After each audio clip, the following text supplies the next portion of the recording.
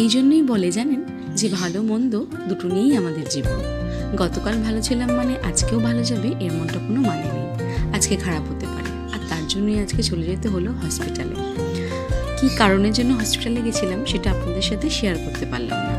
গিয়ে জানেন খুব একটা অপেক্ষা করতে হয়নি, কারণ আজকে পেশেন্ট সংখ্যাটা কম ছিল বলে যে কারণের জন্য গেছিলাম সেটা অনেক তাড়াতাড়ি হয়ে গেছিলো।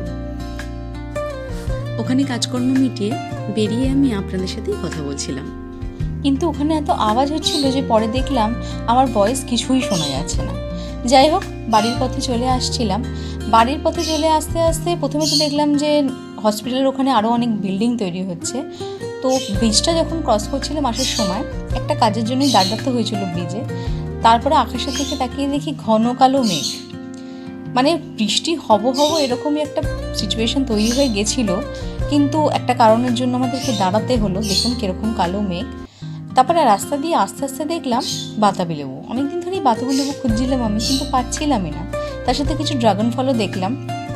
এই জেঠুর কাছ থেকেই আমি ম্যাক্সিমাম ফল নিয়ে থাকি। উনি এতটাই ভালো মানুষ, সেদিনকে আমার কাছে খুচরো ছিল না, উনি বললেন নিয়ে যাও, পরে এসে দিয়ে যাবে।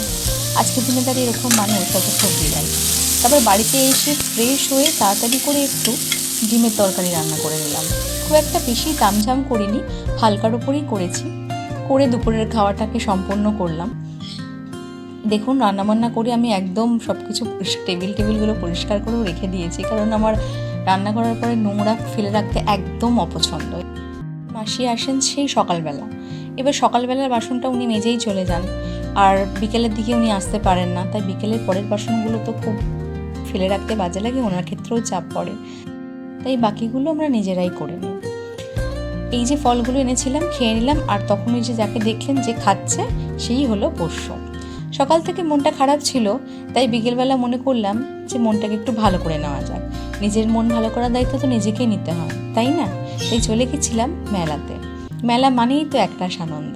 সেই আনন্দকে উপভোগ করতে করতে আজকের ভিডিওটা তাহলে এখানেই শেষ করছি।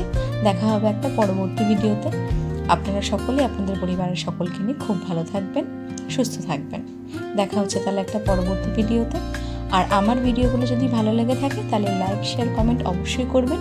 ফেসবুকে চ্যানেলটা ফলো করে দেবেন, আর ইউটিউবে সাবস্ক্রাইব বাটনটা প্রেস করে আমার পাশে থাকবেন। ধন্যবাদ।